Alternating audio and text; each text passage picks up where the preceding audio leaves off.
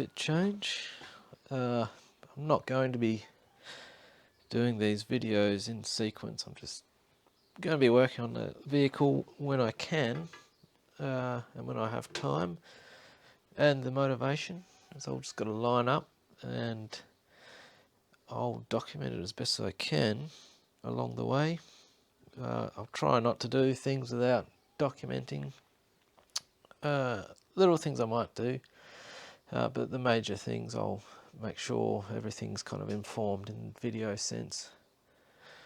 So today I'm going to start looking at taking the rear tank out, which is in the back, right on the back of the rear crossmember.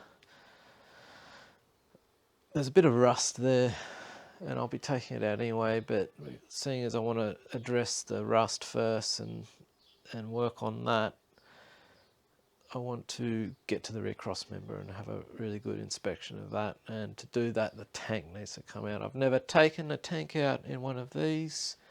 Very used to the standard tanks you'd see on the short wheelbases or the long wheelbase Series 3s with the tank seals on each side. I think they're 63 or 68 litres for the big ones, and 40 or 45.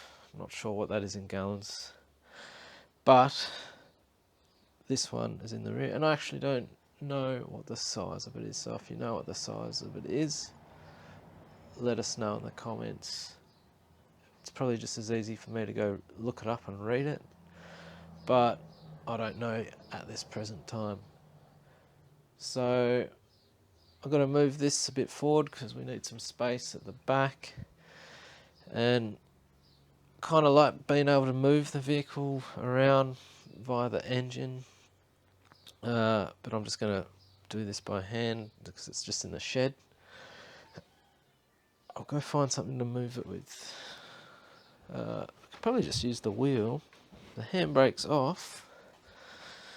It seems a bit harder to get going. I'll get something here. This will do. Just got this line round. It's a rear trailing arm off a Defender. So what I'll do is I'll just put it under the wheel here and see if we can lever it out.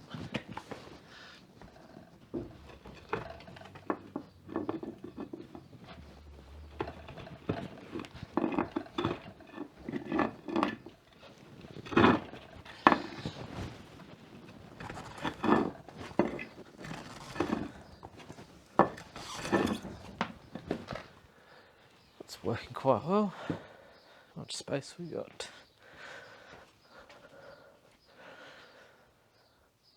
I think that's all right.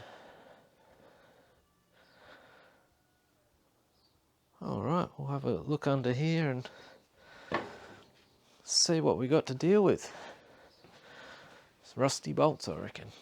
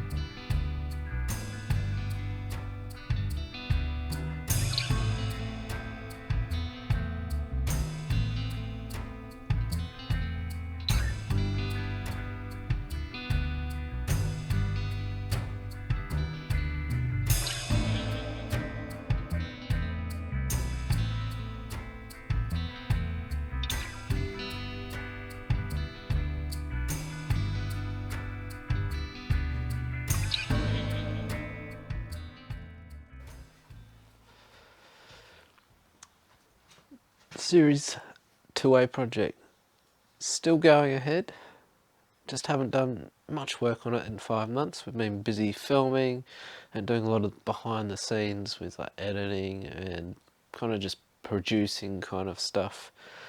And I suppose where we last left off, it was just cleaning and identifying the rust in the vehicle, and I've done that a bit further, and I ID'd some pretty bad rust in the rear of the vehicle that will need to be addressed, and also taken a few things out which will just needed to come out to get access to this rust.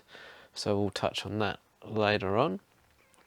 So I think in this video I'll just go around and look at the rust and just a very quick overview of what needs to happen and what I'm going to be doing for the rust prevention. I have gone through and put a bit of rust converter on the surface rust just so it stops spreading, and luckily for the vehicle it's in the shed over the winter, so that rust won't be getting any worse or new rust won't be developing. So we'll just go for a quick walk around and have a look at where the rust is. Okay, so the firewall in general is okay. We do have the occasional hole here and there, but along the rest of the firewall we're pretty safe in terms of major works. What you see here is probably the worst. There is a little bit behind the rear of this pillar, but nothing major. A lot of this will just be a bit of patchwork, cutting that out, making our own plate, tacking it in, making sure that whilst we're in there we're trying to clean up as much of the rust that we can see, because behind there I'm sure is more rust that we can't see here. So we'll address that, and we're very lucky that the footwells are actually pretty good. So what we'll do is we'll clean it up, paint it, and whilst we're there, we think that we might put some patchwork in there. If there's any holy sections, we'll address that. But overall, pretty happy. So bit of rust at the bottom as well, but again, nothing major. So yeah, front very good, and also the front dump irons will need a little bit of patchwork. Again, nothing major, so very lucky there. And all along the chassis, as far as I can see, is really good, really good, and very happy with that. Honestly I thought there'll be a lot more rust work on this vehicle. It was sitting for quite a number of years, and over the years of owners, it has been places where there's been a lot of water, but hopefully, I can clearly see not much saltwater work has been done. It's been looked after, apart from the last few years it was sitting in the paddock.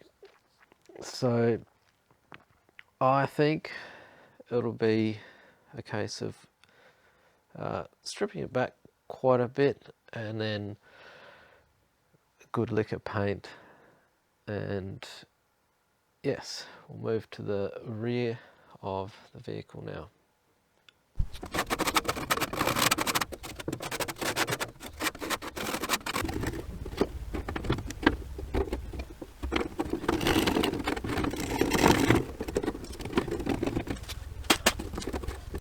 The fuel tank.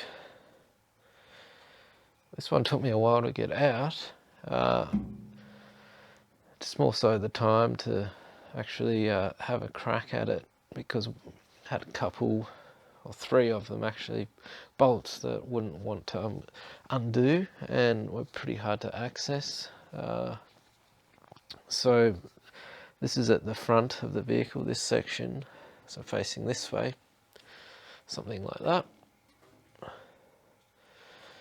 And this section here for the 2 bolts is sitting up right up against the chassis. So we've got really tight access and massive build-up of dirt and all sorts in this section, so much so that you couldn't even feel where the bolt was, or the head of it, or the nut in this case. So that was the first challenge, and the way I got around that was just getting some heavy gauge fencing wire and actually just poking it around up in there, bending it to the shape I needed, because you can't get a tool like this in there to actually clean anything out. It's just too cramped. So a bit of wire is really helpful. You can bend it to the shape you want and just poke and prod in there to scrape away any of the dirt. I recommend wearing eye protection when you're underneath doing that, because you'll get lots of dust coming down your way. So what I did after that was actually just blew with the compressed air to clear the way, so I could get a short spanner in there that I just cut it in half and plonked it in there to hold it, whilst I could actually whiz it off with the rattle gun, and that worked quite well. Once I got a good purchase on it, which is really important, because otherwise these nuts and bolts that haven't been undone in for so long, it's really easy to round them off, which I've done quite a bit of. So that worked well. And then coming to the rear of the tank, so there's only 4 bolts on these that are holding them on. So we've got one here and one over there. Again, super tight. We've got about that much and that much room to get any spanners or sockets in there. So it worked okay when you could actually get on to the actual nuts or bolts themselves, but in my case not so well, and I actually rounded this one off. What I had to do was get a reciprocating saw, actually bent the blade so it was on the right angle, and not so much that it was going forward still, but so I could get in there on the angle and actually cut the bolt off, and then out it came. So that was the 4 of them out. I didn't film any of that because I didn't think it would actually work in terms of the time I had, which was about 20 minutes. And once I had the tools and the idea of how to attack it, it worked really well. So as soon as it started dropping out, I thought I'd better get the camera and film it, of which I did. So yeah, we'll move on to what we found behind the cross member and behind the hitch plate, because that's the main reason this was coming out, so we could see the rust situation on that rear cross member, which is a pretty important component of your series Land Rover and super common spot for rust, so we'll check that out. We've got the tow hitch plate off. It was a bit of a task. The bolts were pretty corroded inside the actual chassis itself for sitting there for so long. They just needed a little persuading with the hammer. But the big issue is the rear cross member here. You can see they're quite rusty, and underneath it's very rusty. So most of this section will come out. The rest of the chassis is actually quite good. It's just from where the actual, well, I suppose it's just where everything kind of sits in the center water wise, and also you got all this dirt and build up over the years, and it's just completely rusted away. So that's what's happened. So as I said, it'll be a bit of cutting out all in here, cleaning up and replacing. And then because the top bolt holes are all right, what I'll think I'll do is, after I put plate in there, is I'll just mark the holes where they need to be drilled on there, and then I can drill my own holes, and then they will go through fine. So we'll just make it a bit beefier. Don't plan to tow any extreme loads with this vehicle, so I'm not really fussed, but I'll definitely make it stronger than what it was whilst I'm in there. So there's just a little update of the 2A project. Rust will be cut out next time, and we'll make our own plate to weld back in. So we'll go through all that. I'm by no means a welder, so you'll be joining me on that journey of discovery. And after that, we will probably do a bit of paint on the chassis and just start doing probably little things. And then the big major stuff will be the axles, the suspension, and the engine, and also the gearbox. We'll be looking at that as well. And then we'll also be doing the bodywork as well in terms of the door rust, so we'll have a good look at that. I haven't done that yet. So lots to come. So thanks for watching, and we'll catch you in the next video.